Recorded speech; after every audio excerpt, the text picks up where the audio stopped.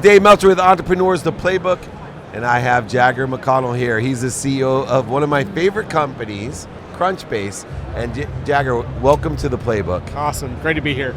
So the reason it's one of my favorite companies is that I teach people, no matter what profession, industry, career, or job they're in, to prospect. Awesome. And it's different than what most people think, because I think prospecting, number one, is the most valuable of all skill sets. And the reason is that if you don't stimulate interest, you're dead. That's right. Right? You have to be able to stimulate interest. So you have so much experience in prospecting. Your business is the leader in the space of being able to build a business. There's so many things, variables involved.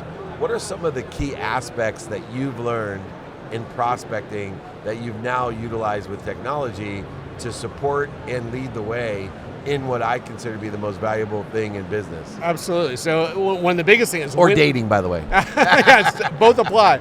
Is when is the right time to prospect or hit on someone, I guess. Yeah. The prospecting side, you need to know what's happening in the company, right? If the company just did layoffs, maybe not a good time to try to go and sell them recruiting software, right? So how do you know what's happening in the company?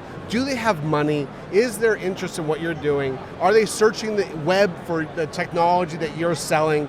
All those things are parts of prospecting, and all of those things are things that Crunchbase focuses on to make sure that we know what's happening with the company, so our prospectors know the right time to connect. And Jager, what you're talking about, all the different variables, and you only named a few, that makes you the leader in the space and allows you to have such a distinct value proposition to the market. One of the things, when I'm reading down all the things that your company's been able to do, I'm thinking we're so aligned, because the one thing I teach people is, before anything else, you have to have an open mind. Yeah. So if I find a prospect, girl, company, whatever it may be, and they have a closed mind at that time, because like you said, at that time, what's their financial position? At that time, what else is going on in the world? At that time, are they dating someone else? Right? So you're actually creating a technological way to find out, does someone have an open mind at this time? Then I can move through all the other values that the prospecting and Crunchbase deals with. What are some of the things that people do and competitors of yours do to not find the open mind, to just blanket? Yeah, so often, like our competitors, they'll give you a list of email addresses. Here are all the chief marketing officers in San Francisco. Good luck. Right. And then the salesperson and the prospector will go and mass email all of them, and they hope for like a 1% or less return rate. That's terrible, right? It's not a precise message. It's just it's pray and spray, right? Yeah. And that's what we do differently. Is we go and synthesize all these different data sets, move it into one single thing that you can look at as a salesperson using our tool, and say, okay, these are the companies I need to pay attention to. These match who I ideally sell to. That's what matters right now. So when our competitors think about, like, I'm going to give you as many contexts as I can, that's just wasting your time, right? Like, how do you get those Glengarrick and Ross leads, that's the hard one. And one of the other advantages of using Crunchbase, which, I speak to a lot of sales forces, I do a lot of sales kickoff meetings, I do a lot of these, and I promote Crunchbase because I promote a community of two things: sponsors and power sponsors. So not only do we know these avatars, but even more importantly, by utilizing the data that you give and the criteria that you can utilize in order to effectuate, you also can figure out, number one, not only is this someone that can help me, but something that's so valuable today because of social media and community is, do you know someone that can help me? So for example, I know what your criteria is, but I also know who you know. So if I come to you and say, hey, Jager, do you know anyone that can help me? I'm looking for someone that does this. I may already know Right. but I now have created an organic, authentic situation where you now can make an investment in me and feel good about yourself. I say, Dave, actually, I know the CEO of this company. And now I got a double value out of Crunchbase. Exactly right. That relationship is super important. And also just the fact that you seem to know their pain that they have, right? Like that, unlocking that is super important. So with Crunchbase, again, you're able to do things like intent. So I can say, look, this company is searching for, let's say, CRM systems. Isn't it amazing if you call up and say, hey, I don't know if you're thinking about it right now, but like I've got something that could help you with CRM. And you're like, I was just searching for that this morning. That felt like magic. What a coincidence. And that connection can bond you, so they'll make the recommendations up the chain. Once again, though, utilizing the dependent variable of time, right? That's that right. open mind, yeah. And even beyond that, a searching or seeking open mind is even a greater statistical success to what you want. And then I utilize a template just to help people as well with Crunchbase is call someone that has been searching for and say, hey, what are you guys doing today for your CRM? Yep. What do you like about it? Totally. What don't you like about it? And then I say, hey, would it help you if I was able to do this? Right. Now you're so aligned and you quantified a value without selling. Yep. I've just asked questions and I have a higher statistical success because I already know you were searching for it. Exactly. And now I know emotional attachment. And then I also can even go deeper through the conversation with Crunchbase to find out the spheres of influence and more opportunities from that one opportunity. 100%. Yeah, knowing everything, or as much as you can, but still you coming in and listening and hearing what they have to say, and then being able to direct the conversation a little bit because you know everything you know about the company, where it's at. Like it's a great combination. Whereas if you waste your time because you don't know things about the company, you just hope to have those sort of broad conversations, you can also go down a lot of rat holes. So it's that combination I think we play very well in. And can you use Crunchbase as well for competitive information? Sure. To know people that are searching for competitors, for example, to understand that they may be looking for your strength or your weakness and come prepared to go ahead and provide an articulation of quantitative value to make sure that you're at least making yourself equal before you make yourself different. Even better than that, you can absolutely do that. I can also go and say, who bought my competitor product a year ago? So they're probably up for renewal. So now I can go and say, hey, how's it going with our competitor? I know you're a customer. Now, like, if you're happy, I'm happy, you're happy. But if you have any trouble, like, let me hear about the story. And that's where that template that I use, even if they are happy, by asking them what they like, allows them to go ahead and get the defenses down. Yeah. And then if you can ask, anything you don't like about it, now you've given an opportunity to say, hey, we do that same thing that you like, but we also can address what you don't like. Does that sound fair? Can you see any reason we won't want to have a further conversation to see how we could resolve that? Absolutely, that's statistically, again, what other subtleties, at its core, I think a lot of people see Crunchbase and they get it. Yeah. And sometimes that can be a detriment to a company. For sure. Right? Yeah. When they're like, I get it. Yeah. But they're missing the subtle values and the subtle capabilities that really can make a huge difference in the performance and the statistical success, especially in prospecting, selling, closing, et cetera. What are some of the more subtle things about Crunchbase that you see from your vantage point that have really provided quantifiable value to your customers? Yeah, people don't realize that how much and it sounds a little creepy, but it's true, we're watching what you're doing on Crunchbase and we're learning from you. And the more we learn from you, the more we're able to make better recommendations. So we're going to look at everything that we see you care about and go and give you better recommendations and better insights into those companies. That's what a lot of people don't know. And it's a lot. I made the comparison to Spotify a lot. The more you listen to Spotify, the better the recommendations of the songs that you've never heard before. Exactly the same scenario with Crunchbase. The more input we have, the more intelligence we have about you and what you care about, the better job we're going to do to give you at least that list for you to say, okay, these are the right companies at the right time. Now we need to go and have those open-ended conversations and see if they're interested. And how do you decide which data points are aligned? Does Crunchbase help me say, like you said, better than that, Dave, we're looking at the competitor whose subscriptions are up in a year. How do you help the customer understand, because you have so many great data points, how to prioritize the data points? Yeah, we do a lot of that behind the scenes. So we're looking at everything, and there's no way a human could even understand.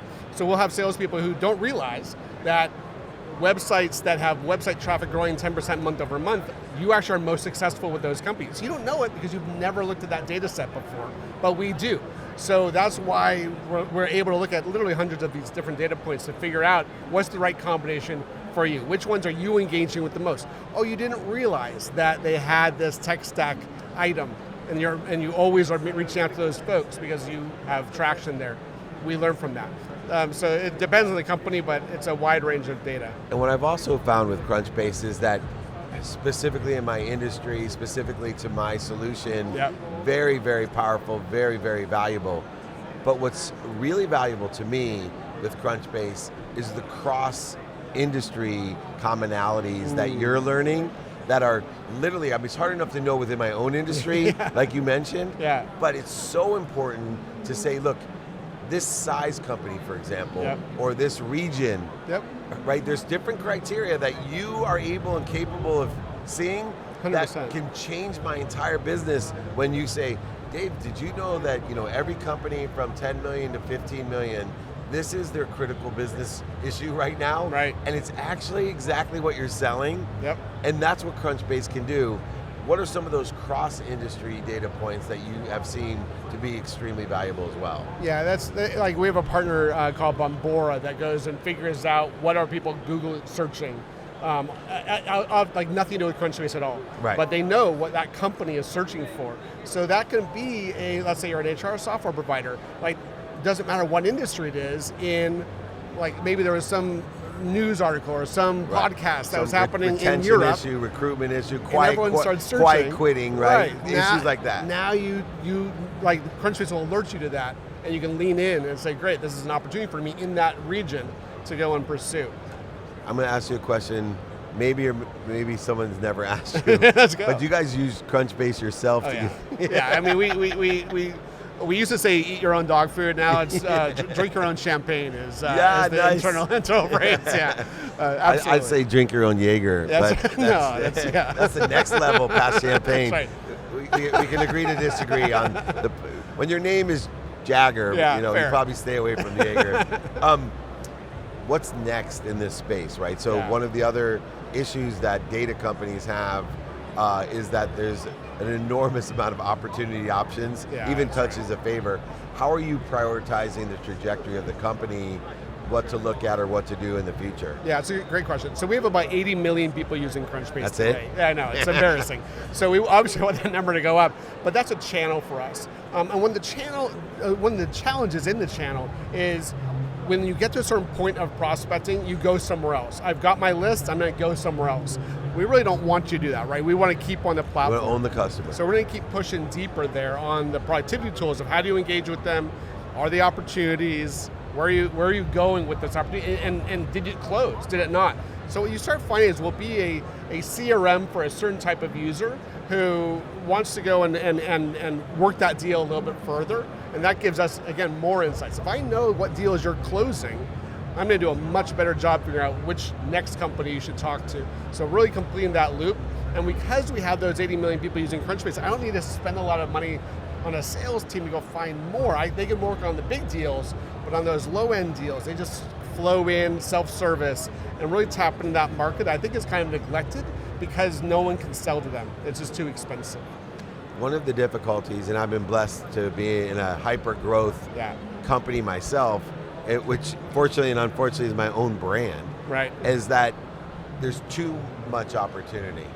And so now within the context of the data that we get from Crunchbase, is there tools that allow me to prioritize within the data when there's a situation which is occurring in this hyper-growth period, that some people just have too much opportunity, and then within the same data set, being able to prioritize the data set that they're getting from you? Yeah, there's things like what we call the growth score and trend scores, and those help influence where you should spend your time and prioritize. So you might have a million companies that would be great opportunities for you. Which one do you talk to? And that's when the when is the right time, how that growth score and trend score can help signal that to you in Crunchbase. And how is social media impacting the criteria? So obviously it started with the web-based side, right? And as we move from even social into Web3, which is going to be blockchain, I think more directed and protected, how has the social media data influenced what used to be the traditional SEO-based criteria? Sure, I mean that growth score doesn't just look at what's happening on Crunchbase, right? So one of the components is Is this person active in social? Are they posting a lot? Are there people interacting with those accounts? If yes, that's a good sign. If it's dead and no one's interacting and no one cares, no one follows, they're not a company you should probably pay attention to. So that absolutely influences part of the growth score that we track. And if I was going to say you're prospecting a mid-sized business, for example, what does that elevator pitch sound like for why today, I'm fine. Yeah. I buy my lists. We get a 1% conversion. Right. But there's an ROI. There's a vending machine component for some people. They just have a solution that, is easy to go ahead and email blast. Sure. And pray. Right. But they still have an ROI there. There's some companies like that. Yeah. How do you explain to them that, hey, that's terrific. Imagine what you would get. What does that sound like for your company? Yeah, I mean, in you're right. It works for a bunch of companies today, and that's awesome. But there's something around efficiency. Can we go and find the right person at the right time and help your team be more efficient? Do you really want to hire a team that handles pray and spray? Wouldn't it be better if the leads that they were getting were almost pre-qualified in a lot of ways because of what's happening in those companies? And all those tools, every single one of them you can think of, has no idea what's happening in the company. So if you're an account-based selling model, if that's how you do your business, you got to be talking to Crunchbase because we're the only ones that knows what's happening at those companies. At that time, I always tell people the dependent variable of all matter, subjective and objective matter, which is completely important when you're selling. People forget about time. Yep. Do they have an open mind at this time? Because it takes a minimum of 1,000 times the energy, money, resources to re-engineer a closed mind than it does to sell or prospect an open mind. If you have an open mind and you want to sell to open minds, you've got to check out Crunchbase. I promise you the ROI, the quantitative value, is unseen anywhere else. That's why I wanted to have Jager on here. He is the champagne, I'm the Jager of this interview. Thanks for joining me. That's awesome, man. CEO of Crunchbase. This is David Meltzer with Entrepreneurs, the Playbook.